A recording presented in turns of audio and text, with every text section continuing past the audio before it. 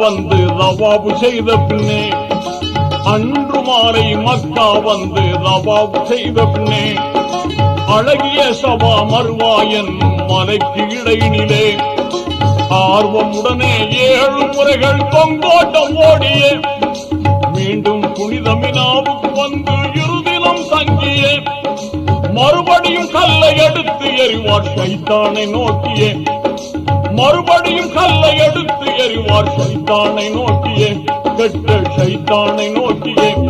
லப்பைக் லப்பைக் அல்லாஹும்ம லப்பைக்